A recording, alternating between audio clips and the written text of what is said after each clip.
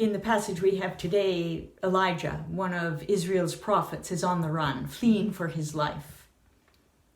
This is Elijah who has experienced the presence of God working through him in powerfully dramatic ways. Most recently, he's come face to face with the king, Ahab. There's a drought in the land, and maybe that's one of the factors that has had the people, the king included, abandon the covenant with the God of Abraham, Isaac, and Jacob. Not only that, the king's wife, Jezebel, she has been ordering the rounding up and the slaughter of Israel's prophets. So there's been a great turning of people's hearts toward worshiping Baal. Elijah has a plan to bring the people back to Israel's God. And so he sets up this great contest that would prove the impotence of Baal and the power of Israel's God. And it works. Or at least it seems the point is made. When fire comes raining down from heaven in response to Elijah's bidding, in contrast to the complete lack of response the people get from crying out to Baal all the day long. But the whole thing backfires when Jezebel orders the death of Elijah. So he's out of there, which is where we meet him in this passage today. Elijah was afraid. He got up and fled for his life and came to Beersheba, which belongs to Judah. He left his servant there. But he himself went a day's journey into the wilderness and came and sat down under a solitary broom tree. He asked that he might die. It is enough now, O Lord. Take away my life, for I am no better than my ancestors. Then he lay down under the broom tree and fell asleep. Suddenly an angel touched him and said to him, "Get up and eat." He looked, and there at his head was a cake baked on hot stones and a jar of water. He ate and drank and lay down again. The angel of the Lord came a second time, touched him and said, "Get up and eat, otherwise the journey will be too much for you." He got up and ate and drank. Then he went in the strength of that food 40 days and 40 nights to Horeb, the mount of God. At that place he came to a cave and spent the night there. Then the word of the Lord came to him, saying, "What are you doing here, Elijah?" He answered, "I've been very zealous for the Lord, the God of hosts. For the Israelites have forsaken your covenant, thrown down your altars, and killed your prophets with the sword. I alone am left, and they are seeking my life to take it away." He said, "Go out and stand on the mountain before the Lord, for the Lord is about to pass by." Now there was a great wind, so strong that it was splitting mountains and breaking rocks in pieces before the Lord, but the Lord was not in the wind. And after the wind an earthquake, but the Lord was not in the earthquake. And after the earthquake a fire, but the Lord was not in the fire. And after the fire a sound of sheer silence. When Elijah heard it, he wrapped his face in his mantle and went out and stood at the entrance of the cave.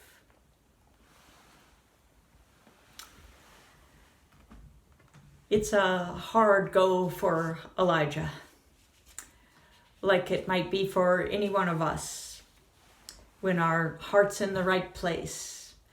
You care that people aren't being misled, you want the best for them, and you have a sense that all your efforts are in line with God's desire, that you're being faithful, even taking risks as part of that faithfulness. And you've had enough experience in the past of God or grace or goodness, however you might want to name it, being there for you, coming through for you. So what then when suddenly it seems you're on your own? Where's God when things are tough, even terrifying? What happened to the grace, that undeniable presence that was so there before?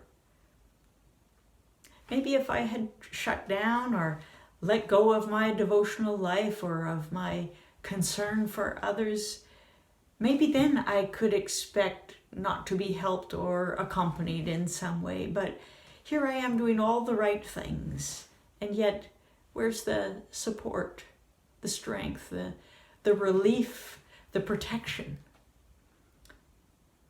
Even if intellectually we know that's not the way it works. Even if we trust that God's way is not our way, that we are not in this tit-for-tat relationship. Sometimes this is the thinking that creeps in, that we're owed a better deal than what's happening to us. And so we're thrown into confusion, self-pity maybe, even depression, when it seems we've fallen off God's radar. Seems to me that's what's happening for Elijah. And understandably, if God was somehow there making a way in the impossible places where Elijah has already been, surely now is one of those times, especially after all he's done for God's sake. Where's that powerful presence now when Elijah needs it to preserve his life? Meanwhile, he's managed about 100 miles on foot. And then while he lay down in the desert under that one lone tree, exhausted and was sleeping, there was this delivery of food and water. And then twice, an angelic visitor touches him to waken him and encourage him to get up and eat, reminding him of that most basic wisdom that you need to eat in order to keep going.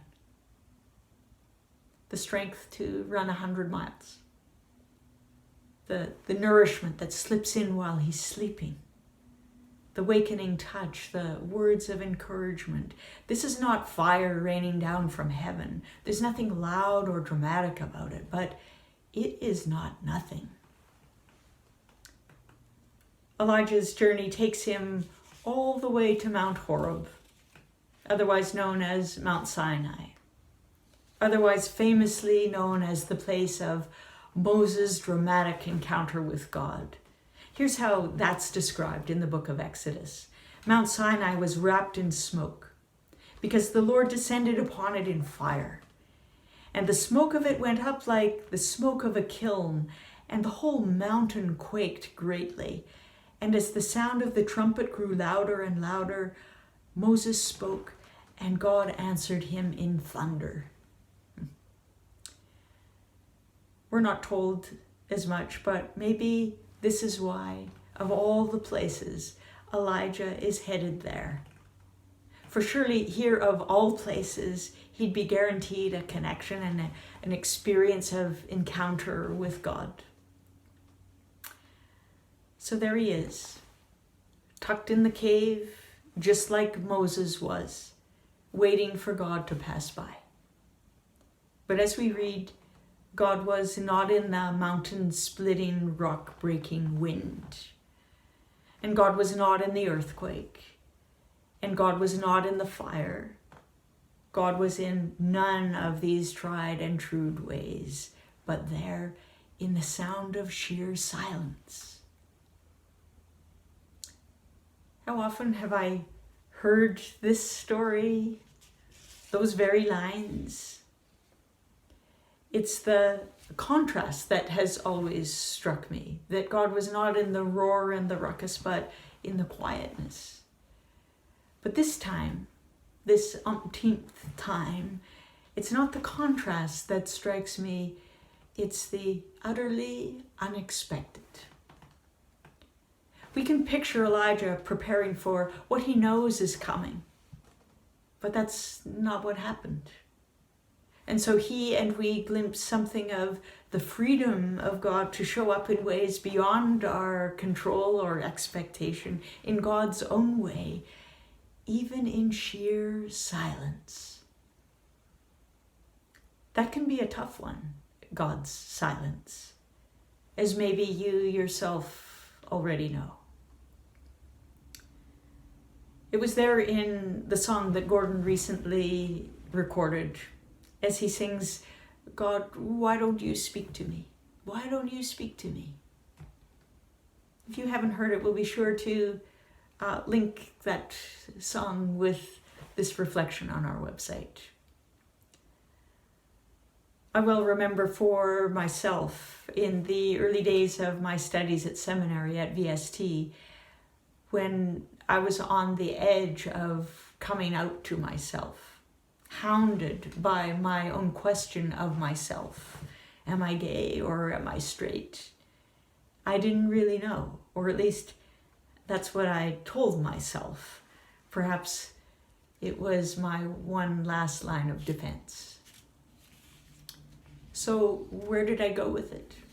To God, the ultimate source and destiny of my being. Please tell me, I prayed. You made me, you must know. But there was only silence. Nothing coming back, no answer, no hint, no reassurance. Sheer silence. Which made me mad and engage. It's not fair that you know this intimate thing about me that I don't know about myself. I resented what felt like an abuse of power. It was my first semester in biblical studies, and the first assignment was to read through the Old Testament, the whole of it.